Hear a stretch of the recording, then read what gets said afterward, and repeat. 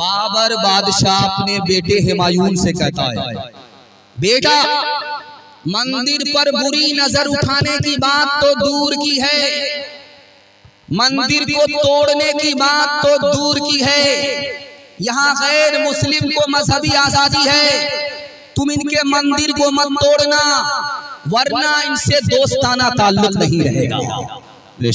अब सुनिए गैर मुस्लिमों की तरफ से भाईचारा आपको सुनकर कह रहे होगी। कमलापति त्रिपाठी बहुत बड़े पंडित थे, इंतकाल कर गए।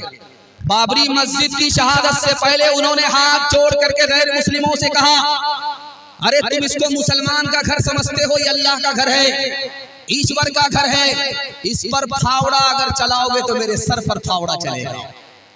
जब बाबरी मस्जिद शहीद हो गई तो खुशूनत सिंह गैर मुस्लिम है, उन्होंने कहा कि 50 घर हिंदुओं के चूल्हा नहीं जला, सोग में कि अल्लाह का घर टूट गया। अक्षय ब्रह्मचारी गैर मुस्लिम है, वो लिखते हैं कि राम मंदिर की तुम बात करते हो, राम तो उस हस्ती का नाम है जिसने अपने भाइयों के लिए, छोटे छोटे भाइयों के लिए राजपाट छोड़ दिया, कुर्सी छोड़ दी। तुम अपने छोटे भाई के लिए, मुसलमान के लिए उसकी मस्जिद नहीं छोड़ सकते। राम के नाम पर तुम धब्बाओ। मुरारजी भाई देसाई इसी हिंदुस्तान के वजीर आजम थे, सोमनाथ के ट्रस्टी थे। सोमनाथ मंदिर गुजरात में है, मशहूर मंदिर है, उसी के बराबर में मस्जिद में ताला लगा हुआ था। उन्होंने हाथ जोड़ करके मुसलमानों से कहा, मुझे एक मौजिन दे दो, मुझे एक इमाम दे दो, मैं गैर मुस्लिम जरूर हूँ लेकिन मस्जिद में ताला लगा हुआ है, मेरी नींद हराम है, मैं चाहता हूँ जैसे मस्जिद आबाद रहे, मंदिर आबाद है, उसी तरह अल्लाह का घर मस्जिद भी आबाद रहे। अपने किरदार का तू पहले तो गाजी बन जा, जीत ना पाए कोई ऐसी तो बाजी बन जा, जीत ना पाए तोड़ने वाले बनाए तेरी खुद मस्जिद, शर्त बस ये है कि तो पहले नमाजी जा। आज उठाइए, वादा कीजिए बाजार रोज मस्जिद कभी कभी इंशाअल्लाह। ये देखिए, ये हमारे साथ रांची जाने वाले लोग, पटना में इनका गुजारा होने वाला, हम फूल हैं, ये हाथ है, दोनों पागलों का इस्तेमाल हो रहा है। तीसरा पैगाम, आखिरी पैगाम आपकी खिदमत में रखने के लिए जा रहा हूँ।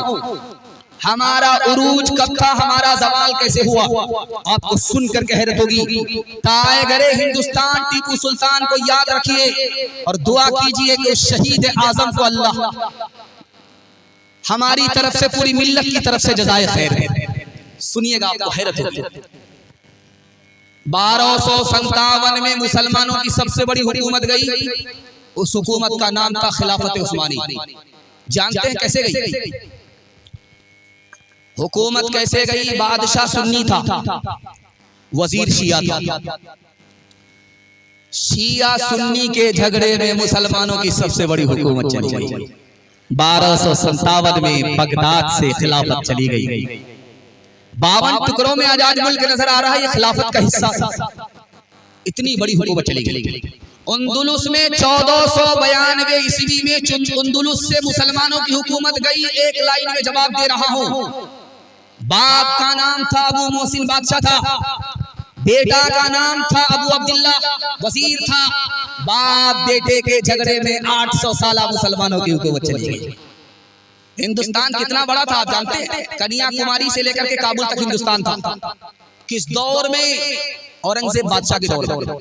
1707 में जैसे ही बादशाह औरंगजेब का इंतकाल हुआ, बादशाह औरंगजेब के 3 लड़के थे, कुर्सी के नाम पर तीनों झगड़ा करने लगे। उस झगड़े की नहुसत में हिंदुस्तान छोटा हुआ, मुसलमान के हाथ से जो हुकूमत गई कभी वापस। 1757 में नवाब सिराजुद्दौला की नवाबी चली गई। जानते हैं कैसे गई? नवाब सिराजुद्दौला के पास टाइगरे बंगाल के पास, आप मालदा के लोग हैं, अब जानते हैं नवाब सिराजुद्दौला को। नवाब सिराजुद्दौला के पास फौज थी 70,000 और अंग्रेज कितने थे?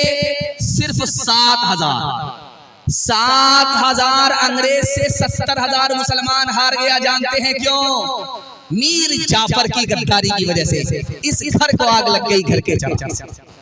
1764 में बक्सर के मैदान में मीर कासिम हार गया अंग्रेज से। मीर कासिम के पास 50,000 मुसलमान फौज और अंग्रेज के पास सिर्फ 3,000 अंग्रेज जीत गए, मुसलमान 50,000 हार गए।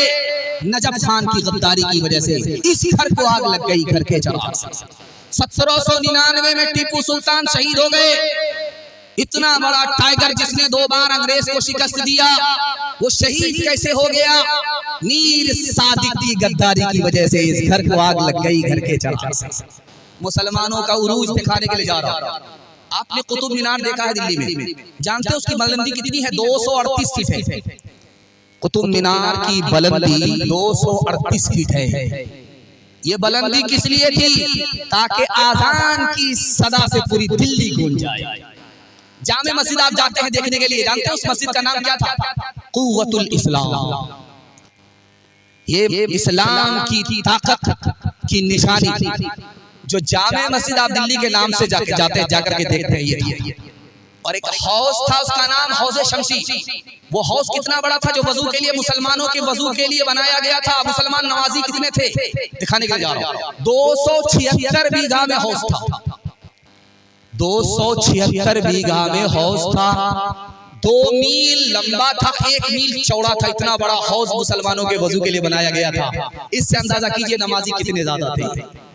अब जब टीपू सुल्तान जिंदा थे, मुसलमानों की हुकूमत कितनी बड़ी थी जानते हैं? 1,57,00,000 मुरब्बा मील पर मुसलमान हुकूमत करता था। टीपू सुल्तान जिंदा है, मुसलमानों की हुकूमत 1,57,00,000 मुरब्बा मील पर।